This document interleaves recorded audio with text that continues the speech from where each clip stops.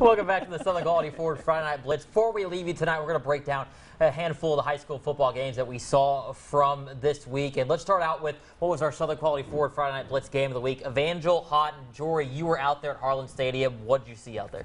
Well, let me start by saying the first half action in this game was absolutely, I'll say, bananas, right? So Houghton had a few scoring opportunities here that actually ended up being fumbles that they probably would have liked back because Evangel was able to score both times on that to kind of get some momentum there. And then Brotherton, Houghton's head coach, went for the onside kick. They got the possession back and they scored to make it a 2-point game at the half. And then Evangel kind of completely switched their mindsets coming out in the second half. They got that first score and just kind of rolled from there. Obviously, Houghton not scoring, getting shut out in the second half. But we've talked about the front seven for Evangel. Actually, they kind of struggled tonight. There was a ton of offside calls that I'm sure Coach Dawson will address to trying to get that fixed moving forward here. But they've got a lot of offensive weapons, too, that really showed out tonight. Really impressive.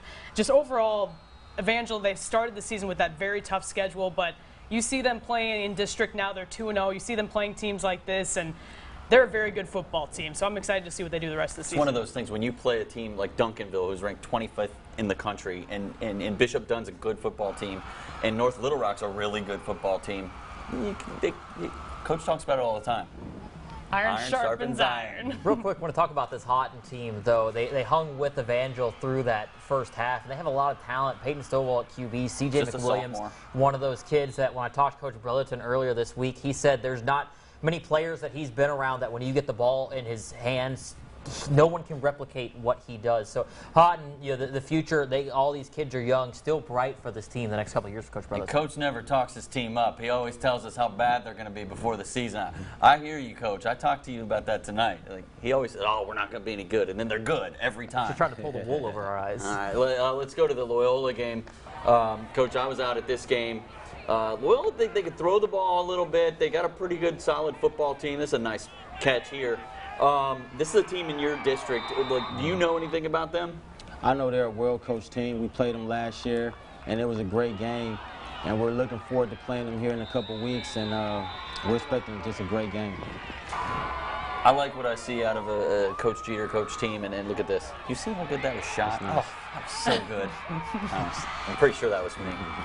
All right. Well, let's give credit to the kid making the play, Jacob Allen. That's better than mine, yeah. Jacob Allen, he's been the QB there at Loyola for a handful of years now. Really kind of understands what they have going, and that's kind of really shown so far. This Loyola team only one loss on the season, and offensively they've looked great through the first handful of weeks. Yeah, they do. They're flying.